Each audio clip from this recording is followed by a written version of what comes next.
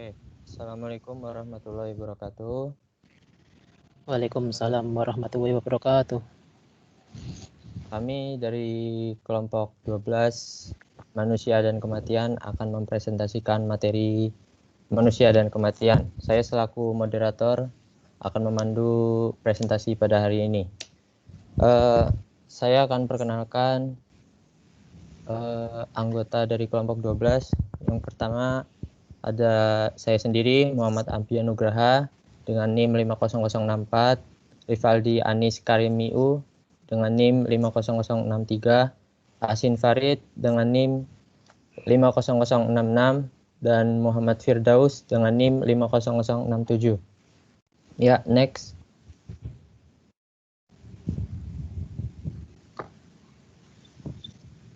Next. Oke. Materi pertama akan disampaikan oleh Rivaldi. Silakan dibaca. Ya, terima kasih. Sini saya akan menerangkan materi yang pertama, yaitu perbedaan mukmin dan kafir dalam menghadapi kematian. Dari Aisyah radhiyallahu anhu, ia berkata, Rasulullah SAW bersabda, barang siapa yang senang bertemu dengan Allah, maka Allah senang bertemu dengannya. Dan barang siapa yang benci bertemu dengan Allah, maka Allah benci bertemu dengannya. Saya berkata, wahai Nabi Allah, apakah benci mati itu? Masing-masing dari kami membenci mati. Next.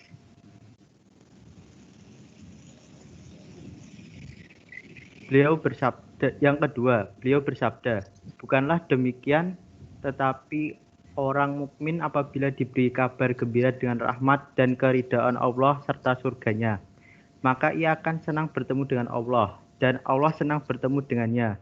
Dan sesungguhnya orang kafir apabila diberi kabar gembira dengan siksa Allah dan kemurkaannya, maka ia benci bertemu dengan Allah, dan Allah benci bertemu dengannya. Hadis ditahrij oleh Muslim. Next.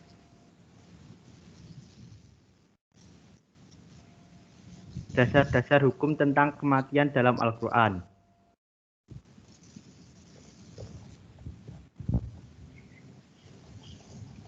Kematian bersifat memaksa dan siap menghampiri manusia walaupun kita berusaha menghindari resiko-resiko kematian.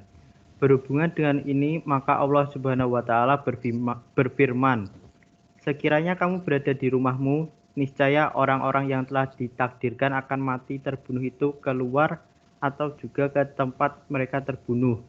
Dan Allah berbuat demikian untuk menguji apa yang ada dalam dadamu dan untuk membersihkan apa yang ada dalam hatimu. Allah Maha mengetahui isi hati. Quran Surat Ali Imran ayat 154. Next.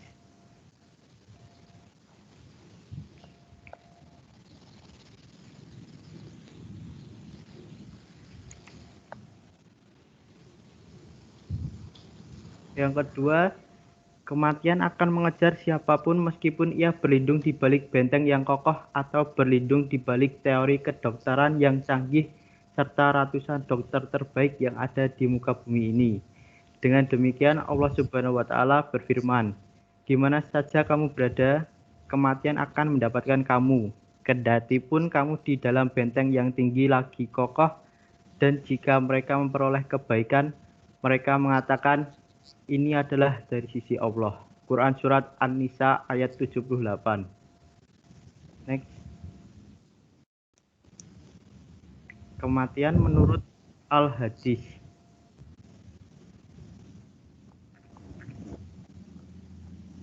Hadis yang pertama, Rasulullah SAW bersabda, kematian adalah hadiah yang sangat berharga bagi orang beriman. Hadis riwayat Muslim.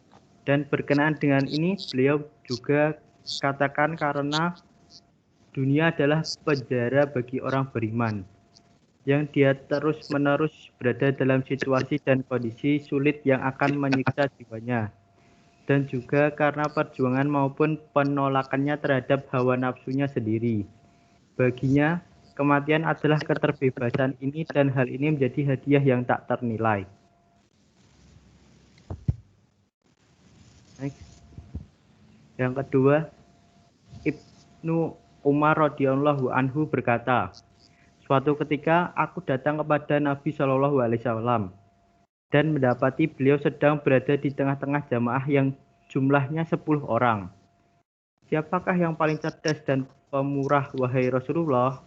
Beliau menjawab, yaitu orang yang paling rajin mengingat mati dan orang yang paling baik persiapan dalam menghadapinya. Itulah orang yang paling cerdas, yang akan memperoleh kehormatan di dunia ini dan kemuliaan di akhirat kelak. Hadis riwayat Bukhari Muslim. Oke. Selanjutnya materi akan disampaikan oleh Mas Ahsin Farid. Waktu dan tempat dipersilakan. Saya akan melanjutkan membaca materi sakaratul maut dan kronologis kematian manusia bertemu dengan Allah.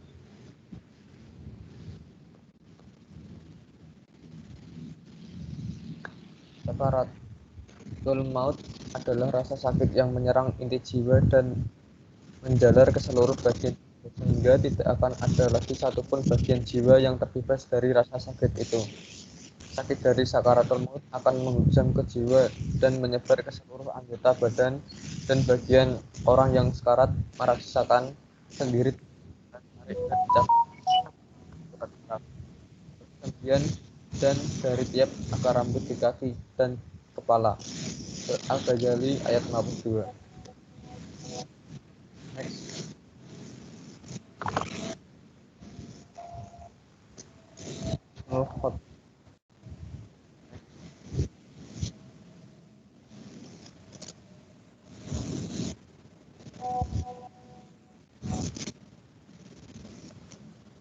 Lima identik dengan adanya roh untuk bertemu Allah Subhanahu wa taala. Husnul khotimah adalah akhir yang baik. Husnul khotimah memiliki beberapa tanda. Di antaranya ada yang diketahui oleh hamba yang sedang sakaratul maut dan ada pula yang diketahui orang lain. Tanda husnul khotimah yang hanya diketahui mengalaminya itu diterima kabar gembira saat sakaratul maut. Ridha Allah sebagai Allah.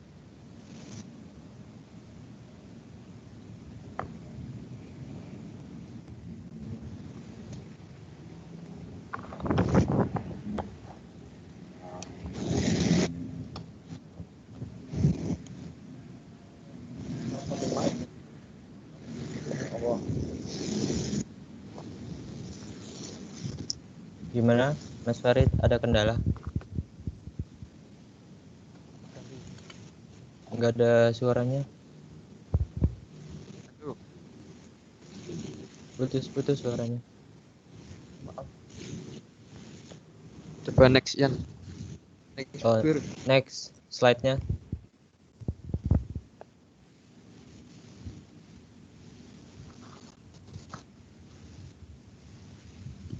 Kronologi Sudah? Sudah. kronologi dan tahapan sakaratul dari seorang mukmin adalah sebagai berikut. Ya, datangi orang malaikat yang membawa berat dalamnya terdapat bau kasturi dan pewangian dari surga. Kemudian nyawanya akan ditarik sebagaimana rambut yang ditarik dari tepung.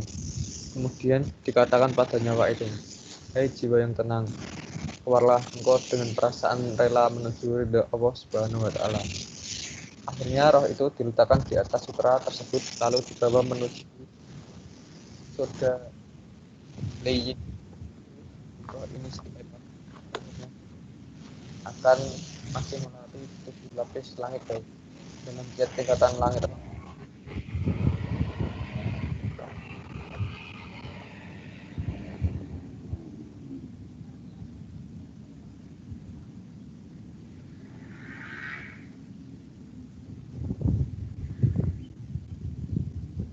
Maaf, Mas Farid, nggak ada suaranya. Halo, masa gak ada suaranya? Putus-putus suaranya.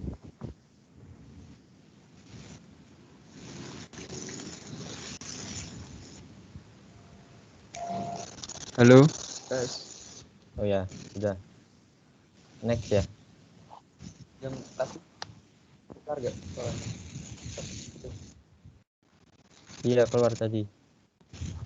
Jadi next. Selanjutnya Soal khotimah akan dibawa oleh saya Muhammad Firdaus, NIM 567. Soal khotimah, akhir yang buruk adalah meninggal dalam keadaan berpaling dari Allah Subhanahu wa Ta'ala. Akhir kehidupan yang menyedihkan. Tanda-tanda akan ini adalah menolak mengucapkan syahadat dan selalu mengucapkan kata-kata jelek dan haram. Kronologis dan tahapan sakaratul maut dari orang kafir dan pendosa adalah sebagai berikut. Ketika sakaratul maut datang, dan tatkala itulah malaikat membawa sepotong pakaian hitam yang di dalamnya terdapat bara api neraka. Lalu, nyawa orang kafir dan pendosa tersebut dicabut secara paksa dan dikatakan pada nyawa itu, keluarlah dengan marah dan dimarahi, dan akan memperoleh kehinaan dan azab dari Allah Subhanahu wa Ta'ala. Akhirnya, nyawa itu diletakkan di atas bara api. Lalu dimasukkan ke dalam kain hitam tersebut dan diangkat ke dalam sijin. Roh tersebut dalam melewati 7 langit selalu mendapat hinaan dan makian. Innalillah. Implementasi realisasi hakikat kematian dalam kehidupan sehari-hari. Berpedoman dari firman Allah yang berbunyi, kehidupan dunia itu tidak lain hanyalah kesenangan yang memperdayakan. Quran Surat Ali Imran ayat 185. Dengan dasar firman Allah Subhanahu wa Ta'ala, maka manusia diharapkan mencari bekal yang cukup untuk kehidupan yang lebih kekal dan abadi, yaitu di akhirat kelak. Rasulullah Shallallahu Alaihi Wasallam bersabda, 2 hal yang paling ditakuti dari kamu semua melebihi dari segala yang lain menuruti hawa nafsu dan berpanjang angan-angan, sebab menuruti hawa nafsu akan menghalangi orang dari kebenaran, sedangkan berpanjang angan-angan akan menyintai kehidupan dunia. Hadis riwayat Bukhari Muslim. Selanjutnya, Rasulullah Shallallahu Alaihi Wasallam bersabda, orang yang paling rajin mengingat mati adalah orang yang paling rajin mengingat mati, dan orang yang paling baik meresapinya dalam menghadapinya itulah orang yang paling cerdas yang akan memperoleh kehormatan di dunia dan kemuliaan di akhirat kelak. Arti cerdas dalam hakikat kematian adalah hatinya dapat petunjuk ilahi yang disertai pada setiap perilakunya, sehingga arah hidupnya akan terarah dan tertuju pada akhirat kelak. Kemakrifatan dan kekhosafulahan hati akan mati harus tetap terpencar dalam hati, dan hijab menghalangi hatinya itu harus diusahakan agar selalu hilang dan sirna untuk mendapatkan ridha Allah Subhanahu wa Ta'ala. Dengan demikian, segala macam bencana, malapetaka, cobaan, dan godaan hidup akan sirna dengan menghayati akan hakikat kematian itu dalam kehidupan sehari-hari. Kontrol dari tiap perbuatan manusia dalam menjalankan amal ibadahnya sehari-hari. Dengan adanya kontrol tersebut, maka manusia akan selalu menjaga iman dan takwanya demi meraih bekal untuk kehidupan di akhirat kelak. Sekian presentasi dari saya kembalikan kepada moderator.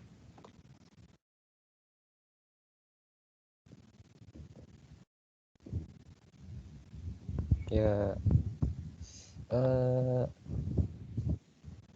karena kita presentasi melalui Microsoft Teams dan tidak ada peserta lain, mungkin akan saya langsung tutup karena tidak ada sesi tanya jawab. Jadi presentasi dari kelompok 12 akan saya tutup. Sekian dan terima kasih. Wassalamualaikum warahmatullahi wabarakatuh. Waalaikumsalam warahmatullahi wabarakatuh.